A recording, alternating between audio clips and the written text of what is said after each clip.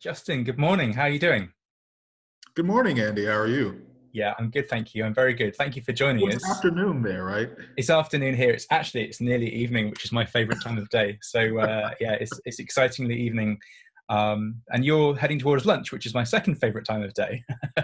Well, lunch is always an interesting time. It's the first day of a new semester for my institution and plenty of others. So it definitely feels like the first Monday of the academic year. The whole day feels like a morning somehow, or like a late night, depending on how you take it. But yeah, it's getting into the afternoon hours here. Yeah, well, good luck to you and your students and colleagues as the semester starts. Thank That's you. both exciting and I guess a bit scary. Um, would you mind introducing yourself then and telling us a little bit about the work that you do, please? Yeah, absolutely. So my name is Justin Shaw. I am a new assistant professor of English at Clark University in Massachusetts. And Congratulations. thank you very much. I'm excited to join the institution and the department.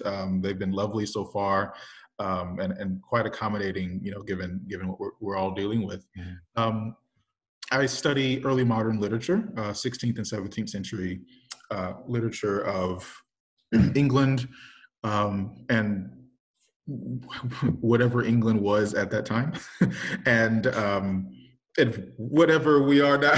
you know, I also pay attention to the work of race and melancholy in that period, but also in literature and culture in general. I'm really interested in how the rhetoric of race and of melancholy intersect and overlap in literary text and in the world, broadly considered. I'm also interested in how particularly early modern writers um, represented these overlaps and intersections and confluences and contradictions between within melancholy and between melancholy and race. Both of these concepts were quite capacious at the time, and even continue to kind of be fluid in a way in our own day, trying to reconsider what it means to be a racialized individual in the world. And I think early modern writers were grappling with some of the same questions that people who identify as white or as black or anything else, I think they were grappling with these questions as well. And so I look at the ways that those questions intersect and sometimes parallel with questions about what it means to be sad, what it means to be fearful or anxious, paranoid to another extreme, mad, right, to another kind of extreme there, and how the rhetoric and the language of these terms overlap in the period. Um, I explore how people use the language of melancholy in some of the ways I just mentioned to mark themselves as racial and to mark others as racial too, or to mark themselves as non-racial, and vice versa, same or different. Those questions pop up in my research all the time. One of the things I'm working on now is and coming out of my dissertation is how whiteness is a really interesting term for me in the period, but also looking at how people are grappling with anti-racism today, and how whiteness is beginning to be understood in new ways. And I think that that's quite interesting. Long overdue. Blackness has long been the center of any conversation about race. If anyone brought up anything about race, well, it's a black thing. And I think that only recently people, perhaps because we're in quarantine and have nothing else to do, are reconsidering the place of what it means to be white and the responsibility, the historical responsibility of white people to people of color in the world. And anyway, so I want to see how that functions in the 16th and 17th centuries when these categories were first starting, not first, but really starting to coalesce into what we now recognize as um, race based on like color, and different other kinds of um, measurable behavioral kind of identities and characteristics. Yeah, I could talk about my dissertation a bit if that's where you're going. Well, yeah, I'd love you to do that if you're comfortable doing that. But I'm interested in this idea of measurable forms of identity. Did I get that right? And is that, are you particularly thinking there are things like melancholy and of kinds of, this is the early modern period is a period which thinks a lot about mental illness, mental health, and particularly around, melancholy as a newly vibrant form of mental difference, if that's the right way of putting it. Is that the kind of thing you're thinking of? Yeah, and measurable is a really interesting term. I think I may have had a Freudian slip with that. Interesting way of thinking about it, but melancholy is often described, especially in the period, as something that is not measurable, right? We think of melancholy as some identifiable set of behaviors. Timothy Bright and Robert Burton in the period. Bright was one of the first to write a full-length treatise on melancholy in the English language. In 1586, published a treatise of melancholy, and then Burton, Robert Burton, published the famous Anatomy of Melancholy, which is an enormous tome, published first in 1621.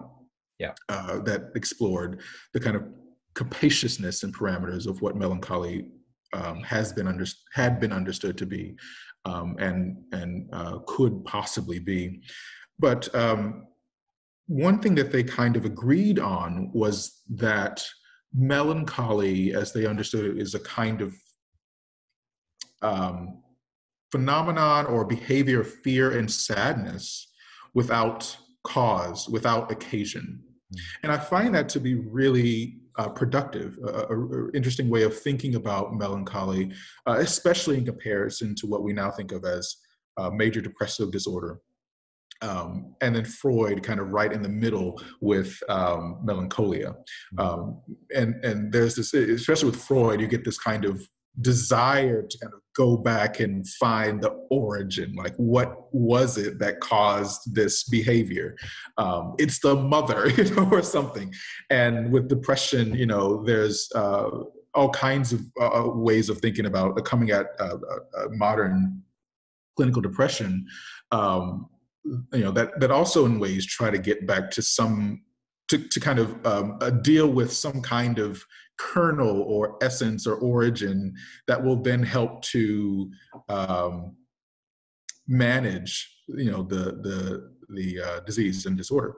So what I find interesting about Burton and Bright in the Renaissance and early modern period is that this idea of there is no cause, there is no necessarily occasion for it, it just is. And I think that frees up conversations about measurability and about objectivity, to bring in these ideas that it's not so much a matter of, what happened, as it is what is and what will be. One thing I'm constantly in conversation with, implicitly and explicitly, is trauma and the idea of trauma, something that I think is entirely relevant right now, that many of us are experiencing in some manner or shape. And trauma is not the event, but the effects of the event, right? The lingering consequences of it, whether they're known or not. It's not so much that, someone had a bad relationship breakup, but it's the lingering effects years later that they're still thinking about, those things. And the origin or the kind of big bang of the of the situation it becomes less and less important. It's more about the experience, right, or the feelings of the trauma of the moment. With this pandemic, for example, I don't think anyone right now is thinking about how the pandemic got started. We're thinking about how can we live and persist and survive right now, and how can we survive and persist and thrive tomorrow. Mm. And those things start to outweigh, the whatever it was that perhaps caused this situation, right? We're just trying to fix it, or we're trying to manage it. And I think Bright and Burton have a lot to teach us in that way about how to understand melancholy, but then largely trauma. And so I look at, I'm really interested in playing with this idea of melancholy from writers in that period, who are also thinking about melancholy in all kinds of ways. Is it something that just is? Is it inherent? Is it innate? Is this how things are and will forever be? And that's kind of a depressive state. This is just how things are. This is how they will be. Or is it something that one becomes? And then if one becomes, can one unbecome? Can one undo this thing? And so, and I think about that really interestingly, connecting with contemporaneous concerns at the time about something like Blackness, right? Is Blackness, in terms of skin color, well, first of all, is it a matter of skin color, or is it something more internal, right? And in both of those situations, is it something that is innate, or is it something that is that becomes? Is it something that happens? And then if it's something that happens, is it something that can unhappen? Ben Jonson, for example, talks about that in The Mask of Blackness, deals with that question. So anyway, I think that there's a lot to work with in these early periods when it comes to these conversations about the capaciousness and the kind of phenomena of melancholy, along with racial identification. Thank you. And are those links which are made in the period? Would someone like Bright or Burton move between the issue of melancholy and the issue of race? And if it's all right to ask a second question, sorry. In what way might whiteness enter the early modern discourse here? The two big questions. Those are good questions. So with the first, well, I guess with both questions, reading race in the early modern period requires a different set of skills compared with reading race in the 19th, 20th, 21st century, 18th century even. Right. We have to, scholars of early modern race have for a long time been identifying these kind of keywords for what it means to be racialized, or to identify race.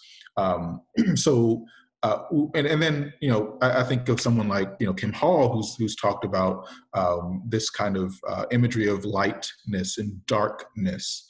And for as long as there has been a melancholy to speak of, there has been an idea of darkness and blackness to speak of alongside it. I mean, if you look at the term melancholy, it's a portmanteau, medieval portmanteau of the terms melon and choly. And choly, it is choler, bile, fluid, in some cases, anger. It can mean anger. And then you attach melon, which comes from the Greek melon, M-E-L-A-N, or M-E-L-A-S, to that word. Those words mean black, dark hue. And so you get black bile. Literally, melancholy means black bile, black choler. Melon or melus, it is sonically related to the word malus, M-A-L-U-S, which means evil or bad, right? And so all these words and terms and associations are working along the same. I mean, these are classical terms, and then come through medieval period language and English, and then they get them in the 16th to 17th century as this, these terms melancholy, eventually melancholia, and other words that come out of that, melanin, melanoma, melanie. These words all come from this same concept of black, right, or dark. And so whenever melancholy is invoked, there's always this association of darkness. So in Burton and Bright, but also even back farther to Ficino in Renaissance Italy. I mean, you've got people talking about the kind of figurative and sometimes physical blackness of bodily fluid, or some kind of change in the hue of the skin, where one perhaps can see the melancholy sometimes on the body. So it not just manifest in terms of behavior. It's kind of posture of melancholy, slouching, laying down, a kind of a despondent kind of behavior, but it also manifests in, was believed to be manifesting in this in the body, in soot in some cases, heaviness of blood, darker kind of blood. That's not necessarily true, but that's kind of the idea around the black bile, the black color, as opposed to yellow bile or blood or phlegm, which all had associations with different colors, different seasons, different temperaments and temperatures, climates, skin, gender, all kinds of things. And so anyway, melancholy, it was associated with the earth, right? The darkness of the earth, the dirt, these kinds of things, cold, dark, dry. And so, whenever the word melancholy comes up, there is an association with darkness right there in the word. And so to the second question about whiteness, I think that's really interesting. And I think whiteness comes into the conversation when we think about this perhaps absence of melancholy in some cases. If you understand melancholy to be something that is damaging, something that is in my period, un-English, then whiteness becomes this, by process and logic of negation, everything that melancholy is not. If you understand melancholy as something negative, as something that is unproductive, as idleness. One thing about I'll say something quickly about idleness. That was a huge concern in the 16th century, where Queen Elizabeth, for example, tried to issue those edicts to kind of get the blackamoors out of England. Also with Jews in the period. I mean, there's this question about non-white people, and white is, I put quotes around, non-white people were often either thought to be extremely industrious, so that they are taking away our jobs. That's kind of what Elizabeth tried to say. Or they don't do anything, and they're just kind of sucking up our air. And that sounds very modern, right? And so idleness was often seen to be a kind of byproduct of melancholy. And then therefore, in these kind of associations, could be attributed to the non-white other. Another way of looking at melancholy is kind of unstable, just like race is kind of in different places. And I think that's great. Melancholy was often also thought, coming out of Ficino, to be something like genius, something like a productive category, right? Something that allowed you to create. Or if you get to John Donne, something that something that's a matter of devotion, right? Something that allows you to connect with the suffering of God, and you want to be melancholic if you want to kind of create in this kind of way. Mind you, in this case, I'm talking about people of a certain elite background, right? And so, melancholy in that way becomes maybe a mark of high Englishness, a certain kind of whiteness. And therefore, if a quote unquote white person would behave in terms of idleness, or in terms of despondency, any kind of unproductivity or madness or paranoia, then that might then diminish their whiteness, putting a blot, a stain darkness on what qualifies them for membership in that group. So I think when you talk about melancholy and whiteness, I think what it does is the kind of capaciousness and tension within the idea of melancholy shows that there's probably some kind of tension or capaciousness and conflict in the very notion of what it means to be white. Mm. Yeah, thank you. I'm really getting that from what you're telling us, because it does feel in the period like it's an especially kind of anxiety-provoking thing to talk about and to represent in or out of literary discourse, a way of prodding at Englishness, which is also thinking, as you're telling us, about a kind of darkening of the body and a darkening of the well-being of the person to whom the body belongs. So it's kind of pitching race or forms of racial identity as unmoored. That feels like a really bad pun. Forgive me, but unhinged, untethered, elastic. It's showing that language. You see what language is doing right there, though. Right? You said pitched before too. It's right. You can't not say the thing without saying the thing. I think that's so interesting when you talk about melancholy and race together, because both of them kind of imply one another. When you think about all the associations and characterizations of what it means to be Black, it has meant to be Black in the Western world, it's always kind of had this association with laziness, with idleness, with evil, with sin, that flows through the literary text, right? And those same associations were always there for melancholy. And so how do these two things link, and I think every time we talk about melancholy, we're talking about some idea of, if not racial identification, certainly darkness and this binary between darkness and light. And we're talking about race, we're always talking about any kind of associations between behavior and any kind of idea of innate or physical or phenotypic in later periods attributes. Right, so that they kind of overlap in so many different ways in just the way that we speak, and I think that's really an interesting place to locate this work. Yeah, thank you. But is it also then putting that binary to the test quite radically in the culture at large, if one part of the binary, a kind of idealized white English body, is being perceived as also subject to melancholy, subject to the darkening of melancholy, which is both kind of demonized but also valorized.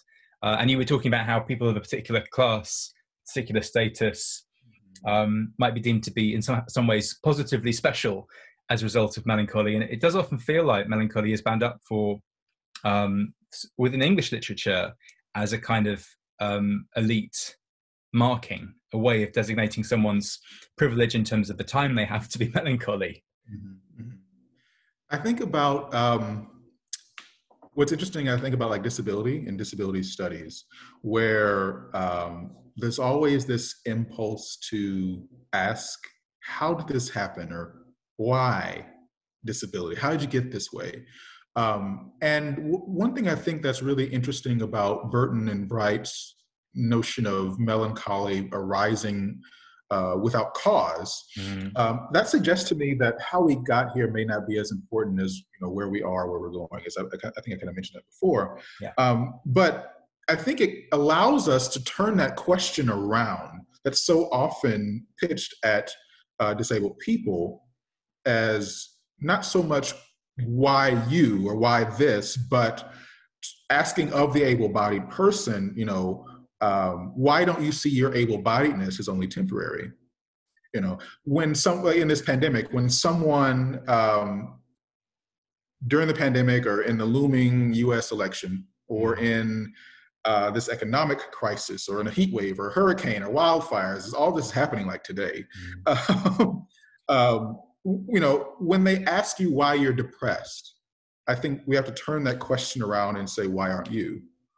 And I think, so this idea of melancholy allows us to turn the question around. So when whiteness asks questions about Blackness, I think there's an opportunity to turn a question back around. So, whiteness is always kind of, like I said, a logic of negation. What am I not? I'm not that. I'm not that. We're not this. We're not that. Instead of allowing whiteness to remain neutral yet central, by engaging in that racializing process, I think it's an opportunity to speak back, to ask whiteness, well, what about you? Like as I mentioned, I think with Melancholy and the tensions in Melancholy, whether it be this kind of ennobled characteristic or something that is negative, I think it allows us to see, well, what's whiteness then? Is whiteness to be ennobled, or is whiteness inherently something negative? You can't have it both ways. Whiteness doesn't get to stay central and neutral and stable and secure, while melancholy and blackness go haywire and are kind of all over the place. I think it allows us to look at whiteness as also very much implicated in this conversation, in these ideas that it sets and disrupts a binary in this kind of identity of whiteness, this kind of characterization of whiteness.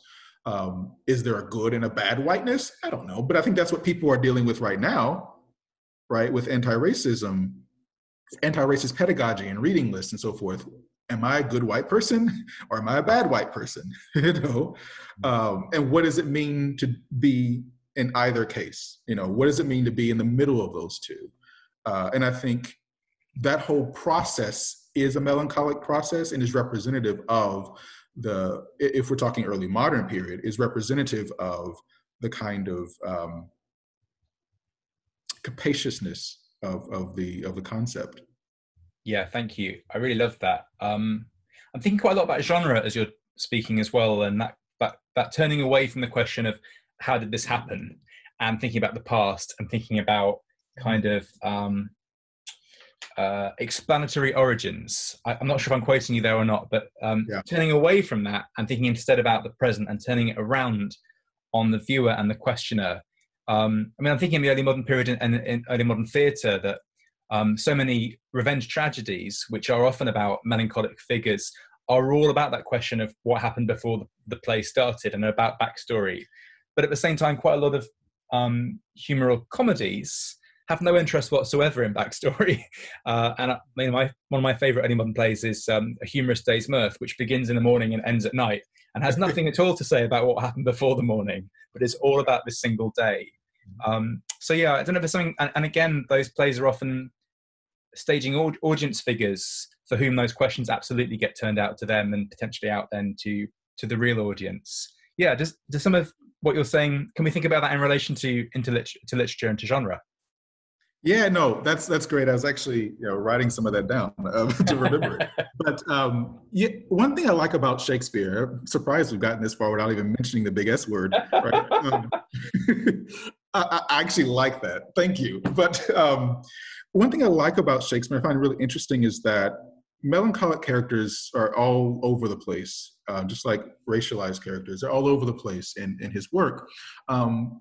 What I find really interesting and exciting about Shakespeare, especially when I see it performed, but even just reading it and teaching, is that it's the comedies, right, that the melancholic characters really come to the forefront. I mean, you got Hamlet and Antony, but like Antonio and Don John and every character in As You Like It, other than Rosalind, maybe. It's just like, these are really interesting characters for a study of how melancholy works for the reasons you just outlined.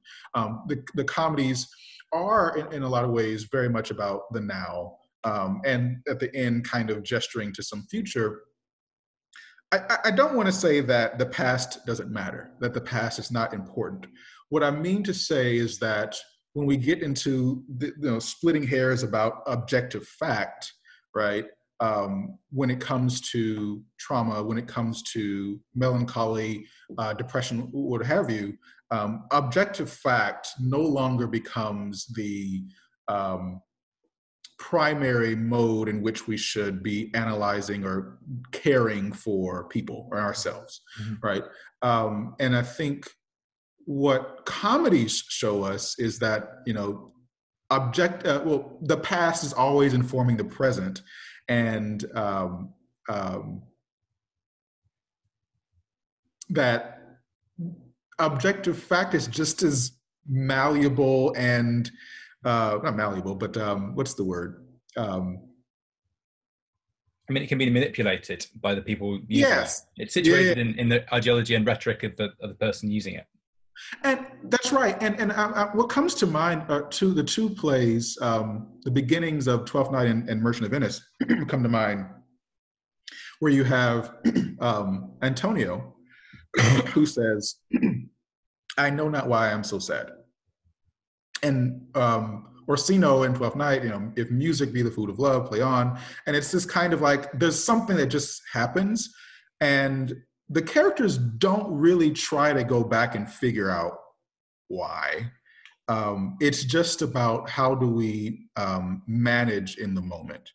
One thing about race, whiteness, and blackness in particular that I find interesting in these moments is, and I try to look at it in my work and ask myself, is what about Antonio and Orsino, what about their dispositions and their actions? What about them labels them, marks them as non-Black, right? Through this melancholic utterance, through this melancholic behavior, that is legible to us as such. And with Antonio, you know, there's this really interesting moment, this idea that, like you said, it doesn't matter that he is or isn't, or why he is this way. It just, he is, and he has to work through it. He's allowed to work through it in the ways that he is, and then, you know, manipulate people and such. I think that when we talk about a racialized individual, there's always this importance placed on, you know, the past, so that the racialized individual is always almost stuck in the past. If you look at then Antonio as opposed to Othello, you know, there's this, you know, emphasis placed on how he got here and this whole backstory. And I think that stuff is important and interesting, but like, it's almost as if Othello does not exist right now. He always exists kind of outside of the now. He's kind of not real. He's kind of not present. And whereas Antonio is allowed to kind of live in this melancholy, to kind of, you know, exist in this space. And so I think about how the ability and the license, I guess you could say, to exist through and in this space of melancholic disposition, behavior, might be a marker of racial difference, you know, where Othello is kind of, he just has to kind of, like this, where Antonio's melancholy is taken seriously and is allowed to kind of flourish as such, Othello isn't. He just has to kind of persist throughout his space, his environment, to kind of do what he has to do, while reflecting on the past all the time and being asked to. And so anyway, I think about how, or the question of whether or not individuals who are racialized as Black and brown, are they allowed to, in social settings, expound upon their melancholy? Is it okay to be depressed? Is it okay to ruminate and not be productive? Is it okay to be idle? Where, you know, when a character is melancholic or is displaying some kind of melancholic characteristics or behaviors, and they're allowed to kind of just be, Duke Senior can just kind of leave and go off into the wilderness. You know, when that behavior is allowed and licensed and circumscribed, I wonder if that is a marker of a certain kind of, not just social privilege of rank and position, but also of race, of whiteness. Because we see that now, right? I'm really influenced by the present, and how in Western societies, a person of color's mental illnesses aren't often taken seriously. You can't be Black and disabled. You can't be Black and depressed. This kid who's acting up in school, he's got discipline issues. There's nothing else there. He needs to be disciplined. And then we go into this whole conversation about criminalization. And so I wonder, how we can have conversations about the equity in mental health and mental illness in our own day by looking at not taking the past and putting it in the present at a 1-to-1 ratio, but looking to the past to see how some of these ideas are being worked out, who's allowed to exist and live out their life and flourish, who makes it to the end of the play, who's silenced, who's erased, or who's more one-dimensional, made to be more one-dimensional. And in many ways, those questions in the case of Shakespeare are not just in the past, are they? But whenever we go and see a Shakespeare show, those questions are being posed in our present. And if you're watching Merchant of Venice as opposed to Othello, the contemporary production is answering those questions in a problematic way. Justin, when you started talking about Shakespeare, you mentioned a number of characters, all of whom are very famous, plus Antonio, and I nearly interrupted and said, can you just clarify which Antonio you mean? But one of the things I love about that, love that character name, because I feel like almost every early modern play at some point just has someone come along and go, "Hi, I'm Antonio," except they do it sadly, not happily.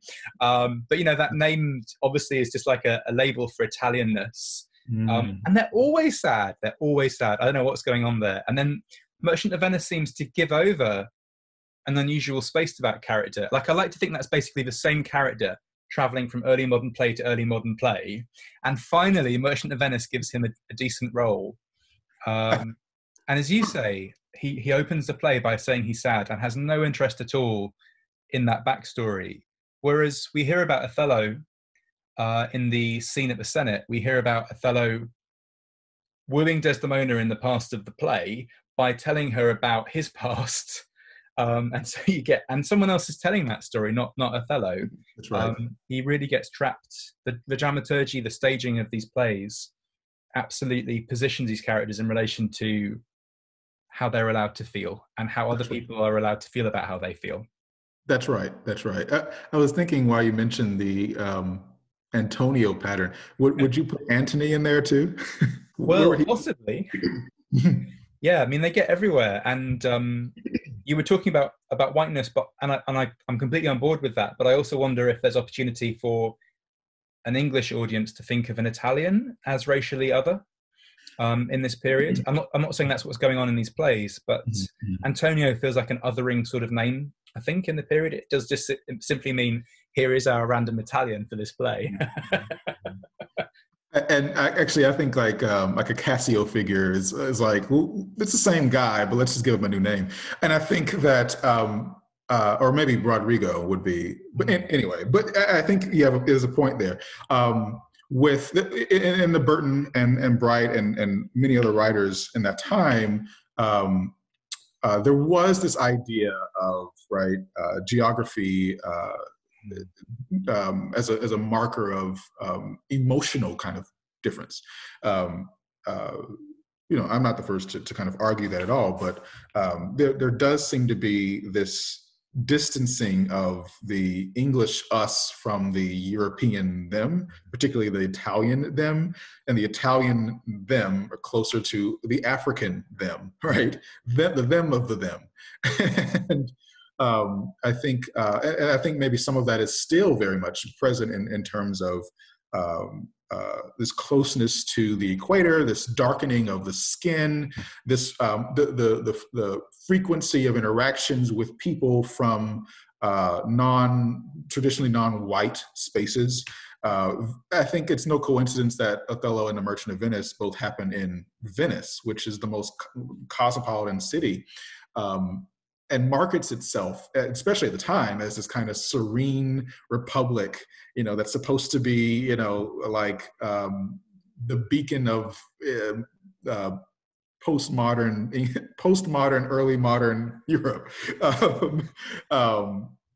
Kind of like a hybrid of London and New Orleans or something. And that sounds amazing now that I think about it. But right under the surface, there's these hierarchies and these oppressions going on in these spaces. And I think Shakespeare's not the only one to do this, obviously. But I wonder, if he's trying to, they're trying to say that we don't do this in England, they do this in Italy. I mean, there's this long history in England of talking about there's no slaves and slavery in England.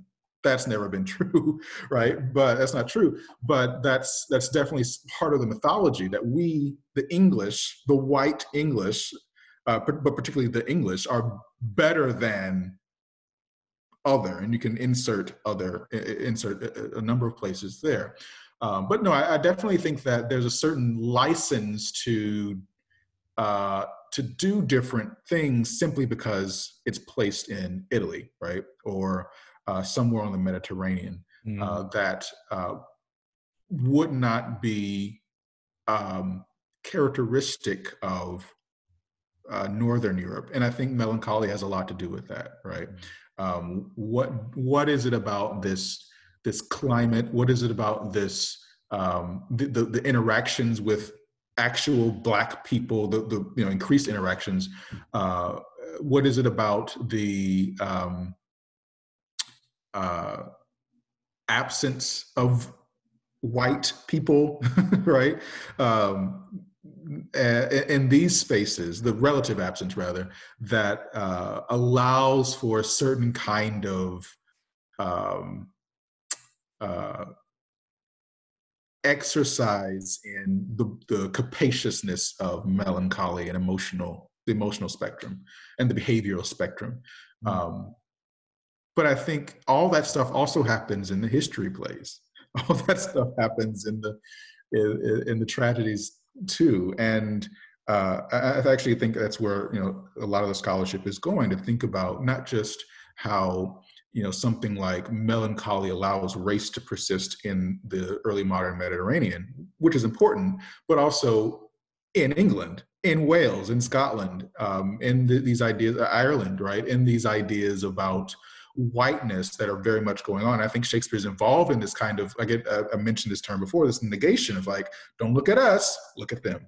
And, or allow this kind of thing to happen there, sometimes to make a commentary on what we're doing in right England, but also to kind of offset some of this, like reality TV. Like, we don't want to comment on myself, but I'll watch insert reality housewife TV, whatever show, right? To laugh at, to mourn with, to sometimes think through my own issues without actually naming what my own are.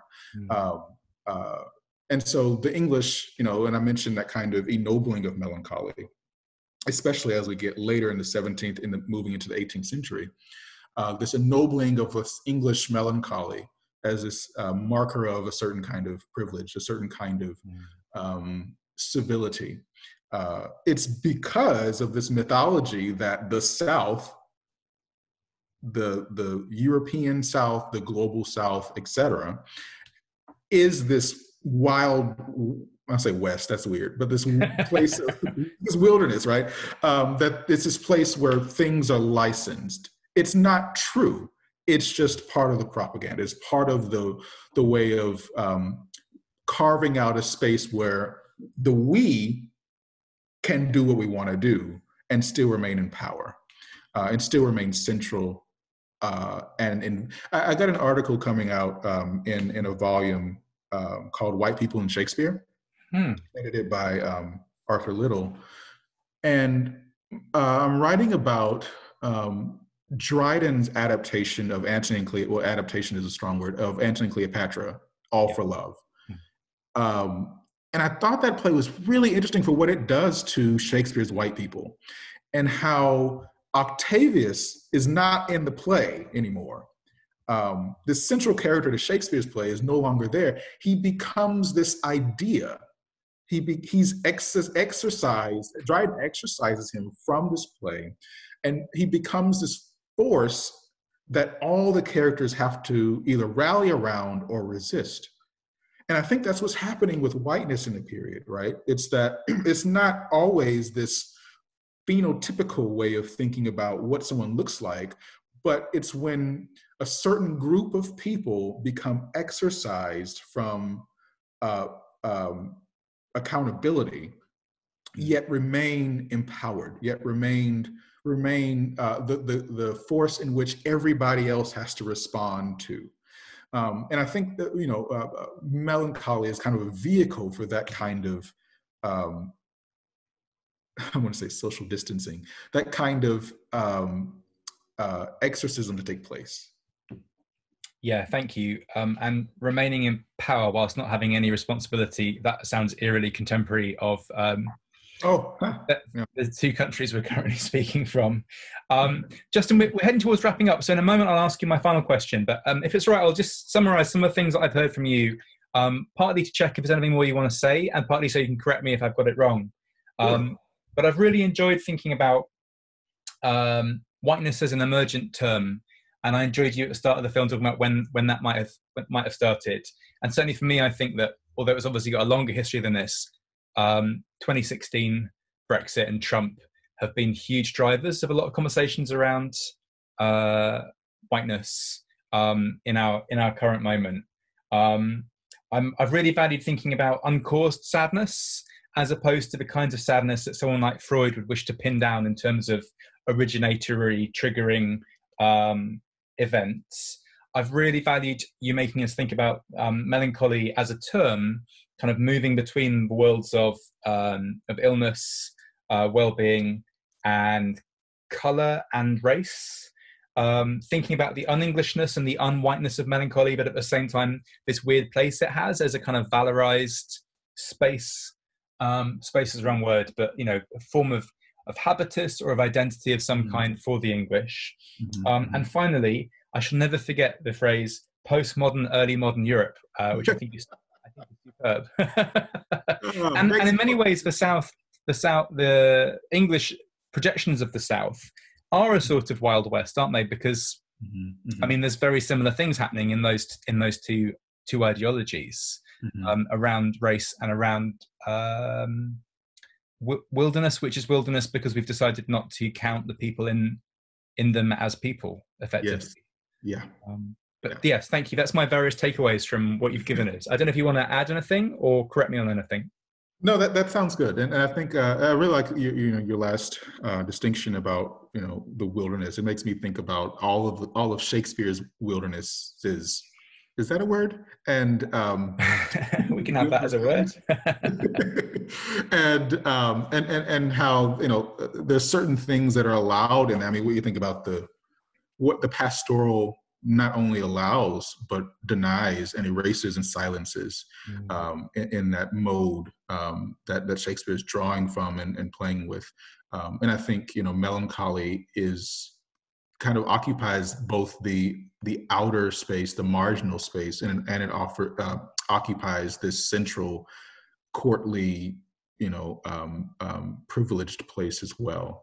One thing I try to do in my dissertation and in all my work is try to find out not just how melancholy is attributed to people, but how, particularly people of color, but how those people of color embrace melancholy sometimes as a mode of resistance, right? So the people in the wilderness who are forgotten, the people who become the wilderness and everything that is attributed to it, the people who are in the quote unquote South, who become everything that is associated with Southernness. I try to look at the ways that those individuals may embrace that. Instead of always rejecting those characteristics, but embrace it and then subvert it, and use it as a mode of resistance against those characterizations, and also agency to define life and, you know, their own voices. I look at Dido in Marlowe's Dido, Queen of Carthage, and Cleopatra and Antony and Cleopatra, for example, as two who are quite important in that regard. And so, yeah, I think, you know, we should all be looking at Melancholy. We should all be looking at our own place in this emotional world, you know, and so forth. It's the right thing to be talking about right now. I mean, a year ago, I was like, I don't know what this work has to do with anything. But right now, you know, and for the foreseeable future, I think that, yeah, as we are all talking about racial identification and having these hard conversations, we also have to have these hard conversations about loss and grief and, you know, our place and the function of those emotions and affects in our excavation of the racial self. And I think that, you know, important conversations to have. Absolutely. Thank you so much. I really love that reply. That's fantastic. The final question then, Justin, is about literature and where the word literature sits for you in your work or in your life. You're welcome to answer it as professionally or unprofessionally as you like. But yeah, what does that term mean to you? How does it feel to you? Literature has always felt like it never rolls off my tongue the right way. And I think that it's important for us to think about the ways that the texts, and I say text very capaciously, the media we consume, that we read, that we study, that we talk about, look at how those works are playing with the ideas that we value and take so seriously in our world. I think as we work in the real world, so to speak, to affect policy, to affect social change, to be better people for ourselves and for others, and together, I think literary studies, and literary texts, for me in the early modern period, but not only in the early modern period, I think turning to literature can allow us to ask the right questions and find ways of thinking through deep problems. And sometimes, you know, turning to literature yields something that you're not looking for. Sometimes it leads you down a path that doesn't give you an answer to a deep question. I'm not the idealist who says that literature has all the answers. No, especially early modern literature. I think we should always be pushing back against what writers, particularly white writers, long dead white writers have said and written. But I think there's something in these texts that we can use to learn how to debate, to learn how to talk about others, about community, about ourselves. And when we can talk together about different ideas, then I think we can progress if we are trying to do that, you know. But I think literature is a good place to start. So literature is a good place to start. That's the tweet. Thank you. We will tweet that. Justin, I've learned tons. Thank you very much. We will put some resources at the bottom of our webpage alongside this film. You've mentioned Brightburton and Ficino, so we might think about resources there, but also, of course, Kim Hall and the book that you're contributing to, Arthur Little's White People in Shakespeare. I did not know about that book. That sounds amazing. So we will try to make sure we get links up to those various things. Anyone who wants to learn more, just look below the film. Is there anything more you wanted to add? Yep. Hopefully it'll be out and it'll be a really good read. Anything else to add? Black Lives Matter. All Black Lives Matter. That I think, you know, that's the other tweet. And I think that, you know, vote. There you go. Yeah. Thank you for this conversation. I think that I learned a little bit. Now I'm thinking about Antonio and so forth, and so I'm never going to forget that. And no, I think this has been really great. Thank you for having me. Thank you for this conversation, your questions, and I look forward to continued conversations with everybody. Yeah. It's been a great joy, yeah, and we'd love to get you back in the future. And actually, I forgot to ask you about the work you're doing this year with your students, but maybe we can get you back in the near future, perhaps with some students, and learn more there. But for the moment, Justin, thank you so much. The pleasure has been all mine. Thank you. Thanks, Andy.